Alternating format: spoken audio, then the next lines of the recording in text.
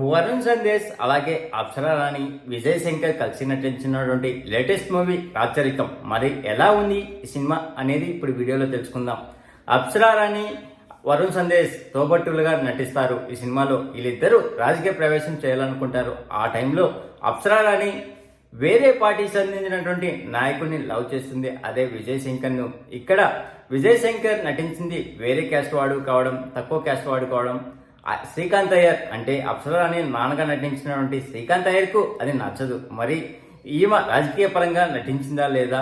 Eshwar ASF నాయకుడిగా నటిస్తాడు. అలాగే వరుణ్ సందేశ్ను ఇప్పటి వరకు మనము లవర్ బాయ్గా చూసాము, కానీ ఈ సినిమాలో పూర్తి డిఫరెంట్ రోల్లో నటించాడు.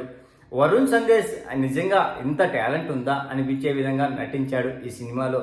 పూర్తిగా ఆ క్యారెక్టర్ కోసం పరకాయ ప్రవేశం చేశాడని చెప్పడంలో ఎటువంటి సందేహం లేదు. అలాగే అప్సరా రాణి కూడా 3 డిఫరెంట్ షేడ్స్లో నటించింది.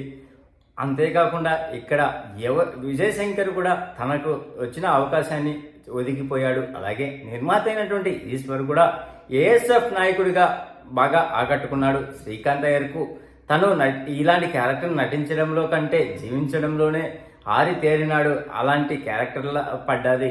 అంతేకాకుండా ఈ సినిమాలో ముఖ్యంగా అప్సరా రాణి నటించినటువంటి ఈ షేడ్స్ మాత్రం సినిమాకు ప్రాణం పోసిందని చెప్పడంలో ఎటువంటి సందేహం లేదు.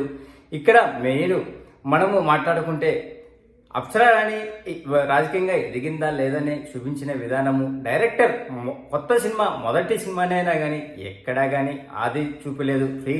క్లైమాక్స్ అలాగే క్లైమాక్స్లో వచ్చే సన్నివేశాలు మాత్రం సినిమాకు ప్రాణం పోసేవి. అదే విధంగా మొదటి హాఫ్లో డైరెక్టర్ ఏం చూపించాలో అనుకున్నాడో అది బాగా చూపించేసి ప్రజలకు బాగా ఆలోచింపదగ్గ విధంగా ఉన్నవి. ఇంకా సినిమాలో నెగిటివ్ పాయింట్స్ లేవా అంటే ఉన్నవి.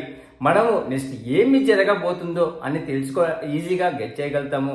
స్టోరీ పరంగా చూస్తే ఇది రొటీన్ స్టోరీ అయినా కానీ తీర్చిదిద్దిన విధానం మాత్రం చాలా బాగుంది. సినిమాకు మనం రేటింగ్ ఇవ్వాల్సి వస్తే అవుట్ ఆఫ్ 5 గాను 2.5 ఇవ్వచ్చు ఫ్రెండ్స్. ప్లీజ్ ఫ్రెండ్స్ లైక్ చేస్తే లైక్ చేయండి, కొత్తగా వచ్చిన వాళ్ళు సబ్స్క్రైబ్ చేయండి. Thank you. Signing off your Mahindra.